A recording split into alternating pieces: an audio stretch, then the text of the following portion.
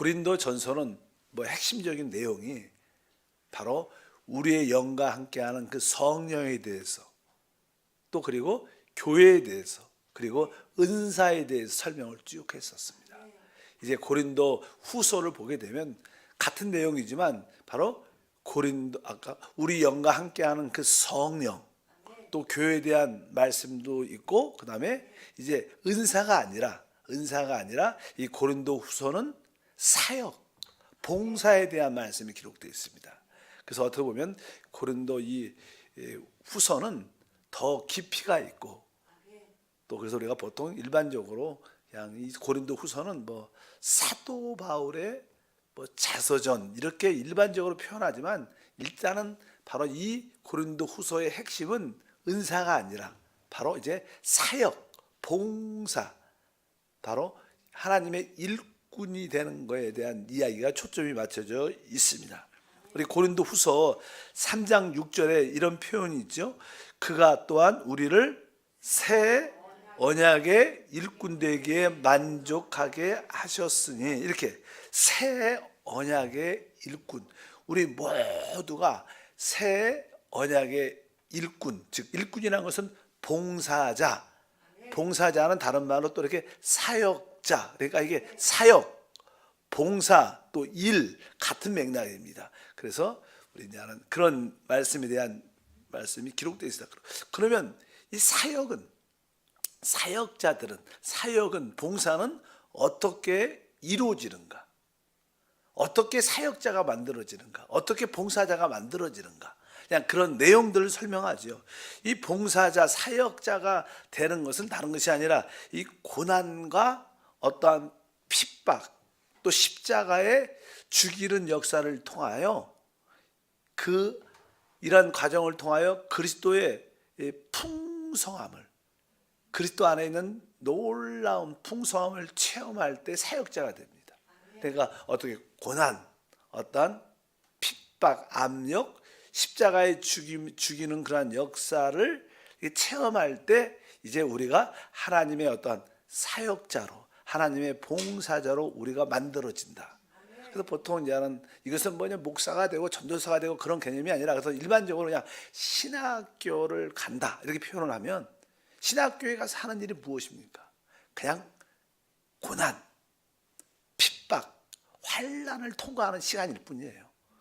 어떻게 저도 보면 신학교 그 과정이 가장 고난도 많았고, 왜 그 고난은 다른 게 아니라 복음을 위한, 그리스도를 위한 고난을 의미합니다. 보통 사람들이 어려움을 당할 때, 환난을 당할 때 자기가 심어놓은 것 같고, 사람과의 관계를 잘못 형성해서, 또 사업을 잘못해서, 예를 들어서 그냥 자기로 말미암아 생긴 고난들이죠. 그것은 그렇게 의미가 많지 않지만, 이것은 복음을 위한, 그리스도를 위한, 교회를 위한 그런 고난과 환난을 의미합니다. 그럴 때 우리는 그리스도를 더 깊이 체험하게 되고, 그럴 때 사역을 알게 되고, 사역자로, 봉사자로 우리가 형성된다고 말씀을 드릴 수 있습니다. 그럴 때 우리는 새 언약의 일꾼이 된다고 말씀드릴 수 있습니다.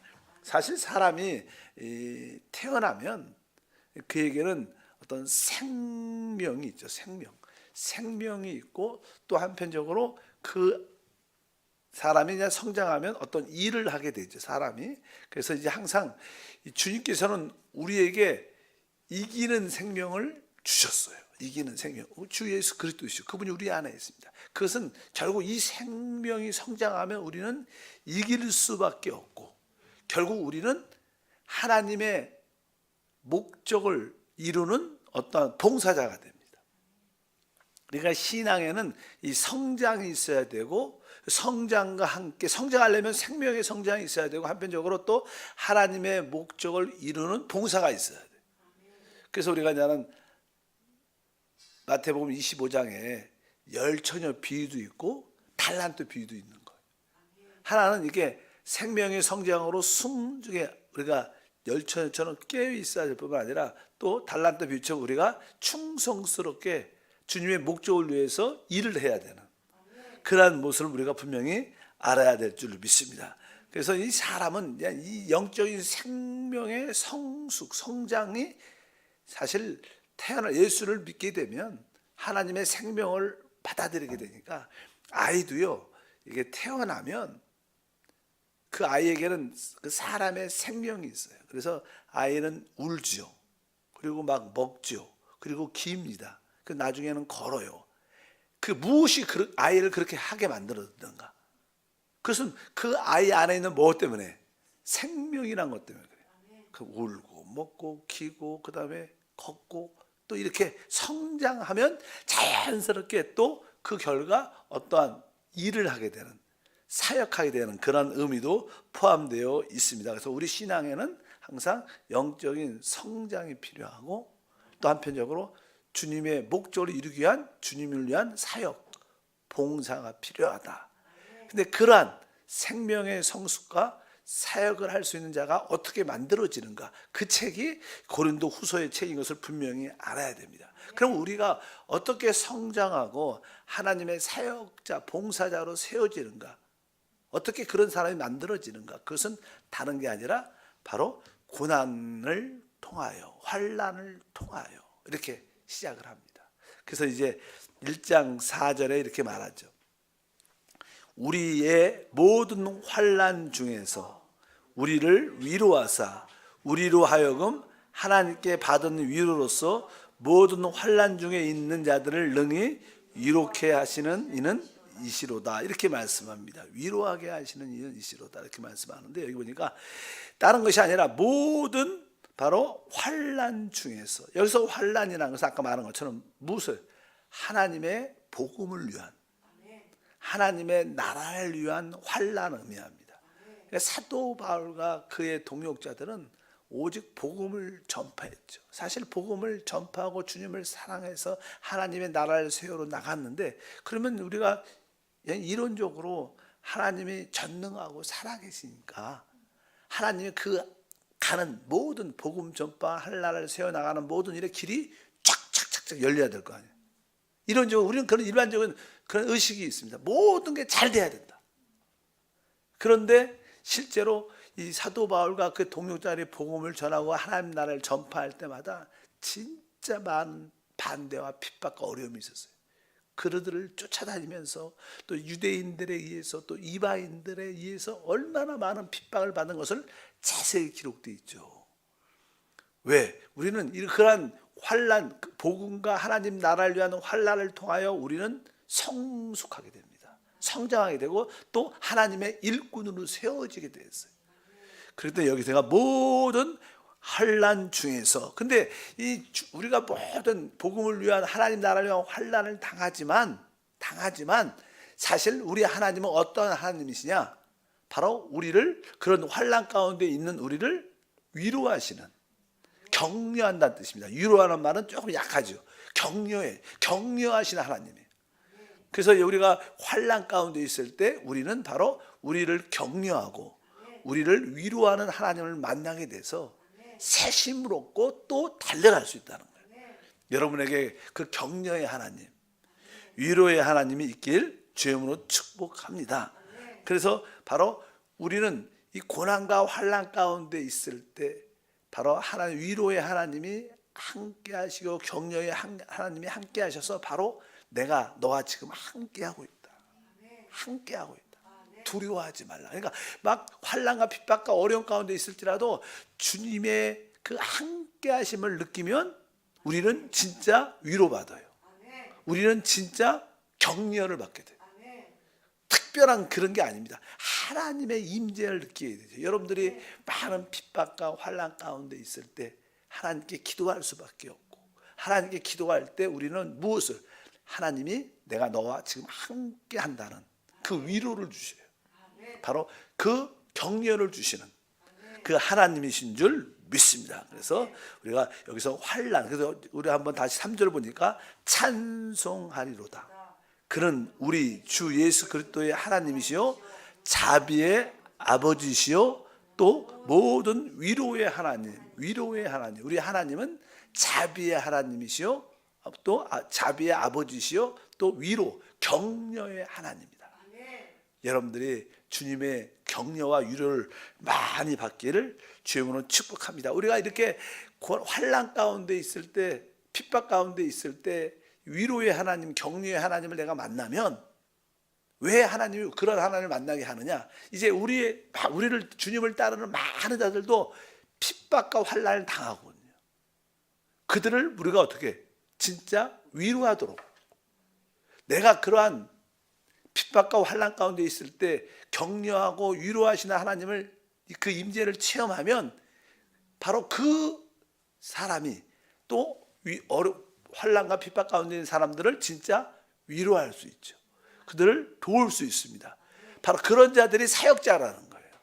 그러니까 사역자가 되려면 이런 많은 어떻게 고난과 핍박과 압력과 십자가를 져야 된다. 그런 체험을 갖게 만드는, 하나님은 사역자를 만들 때, 봉사자를 만들 때 이런 체험, 환난 가운데 있는 체험을 다 통과시킵니다. 그러니까 그게 이상한 게 아닙니다. 그러니까 참된 그리스도인은 모든 환난을 받습니다.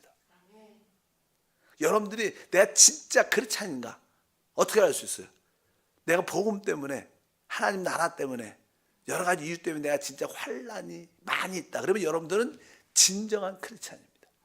크리스찬인데 나에게 환난이 없다. 그것은 어떻게 보면 사생하고 하나님과 관련 없는 사람이죠. 하나님은 징계의 하나님이고 우리를 다스리는 하나님이기 때문에 진짜 하나님의 아들이라면 우리는 다 환난을 통과합니다. 하나님은 여러분을 영적으로 성장하고 또 여러분을 하나님의 일꾼으로 만들기 위해서 그 과정을 다 통과하는 줄 믿습니다. 그래서 고린도 후서는 바로 우리가 어떻게 그 환난 가운데 있을 때 그것을 이겨낼 수 있는가, 또 그 환난 가운데 있을 때 어떻게 다른 사람을 위로할 수 있는가를 분명히 알아야 됩니다.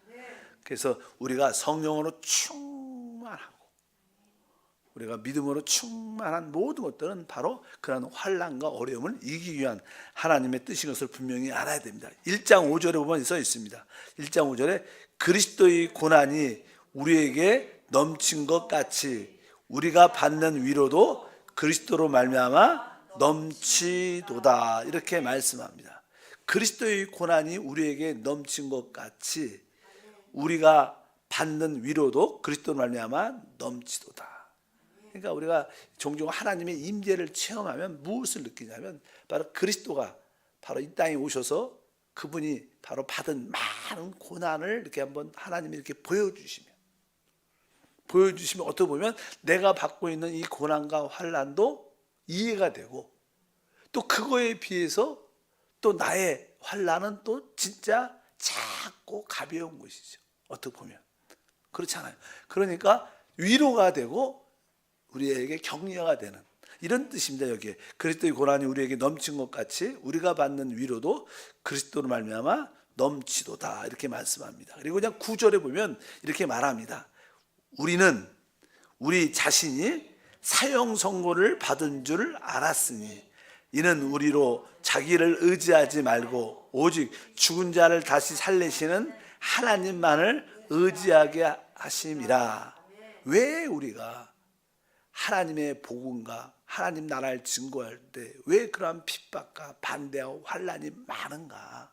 왜 이렇게 많은가?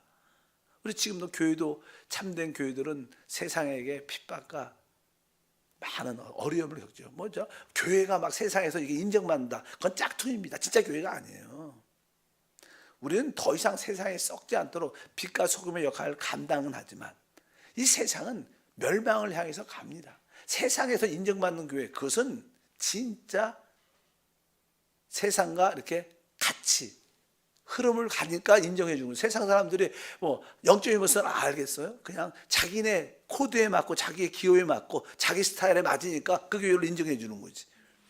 그러니까 진짜 참된 교회는 핍박을 받게 됐다는 사실을, 한국에서도 많은 교회가 뭐 코로나 때문에 여러 가지 정치적 이슈 때문에, 정치적 때문에 핍박을 하면서 안 맞지만 나라를, 정부를 반대하고 또 이렇게 다 뭐 누구 야당이든 여당이든 보수든 진보든 이런 거 갖고 막 싸우는 것은 신앙이 아니에요. 속지 마십시오, 여러분. 특별히 어떻게 보면 민족을 갖고 대한민국은 이래야 된다, 대한민국이 살려야 된다. 여러분, 우리는 하나님 나라가 우리 나라예요. 그럼 미국은 미국이고 중국도 중국, 일본도 자기 나라가 다 있죠. 그건 하나님 볼 때 다 똑같은 나라. 그건 하나님 볼 때 다 똑같은 나라예요. 그냥 다 이방인 나라지. 무슨 특별하게 대한민국이 특별한 대한민국을 발전을 위해서 막 이렇게 이야기하는 것은 사실 참된 믿음에서 왜곡되고 빗나간 거지. 사실 우리의 나라는 뭐예요? 하나님의 나라입니다. 하나님의 나라. 그래서 어쩌든지 우리가 하나님의 나라에 대한 이유로 말미암아 환난과 핍박을 당해야지. 뭐 이렇게 아까 뭐 정치적인 이슈에 말려갖고 핍박당하고 이런 거하고 별개의 문제인 것을 분명히 우리가 알아야 될 줄 믿습니다. 우리는 우리 자신이 사형 선고를 받은 줄을 알았다. 사형 선고, 뭐 선고, 사형 선고. 왜 우리가 이 사형 선고를 받는다? 환난이 너무 깊고 너무나 질문했을 그 사도 바울과 그의 동역자들이 왜 우리가 복음을 전파하고 하나님 나라를 확장시키는데 왜 이렇게 고난과 핍박과 어려움이 이렇게 많는가? 하나님 왜 그렇습니까? 우리가 그 질문을 했겠죠. 그래서 거기에 대한 답을 나오는 거예요. 그러니까 이 사도와 그 동역자들이 진짜 충성스럽게 주님을 따르는데 너무나 핍박, 반대, 눌림이 있고 너무나 많은 거예요. 하나님 왜 그렇습니까? 왜 그렇습니까? 그러니까 답이 뭐예요? 바로 사형 선고를 내리는 겁니다. 왜? 사형 선고라는 것은 다른 것이 아닙니다. 그것은 사형 선고는 죽는다는 거예요. 하나님의 응답은 뭐예요? 사형 선고예요. 죽으라는 거야.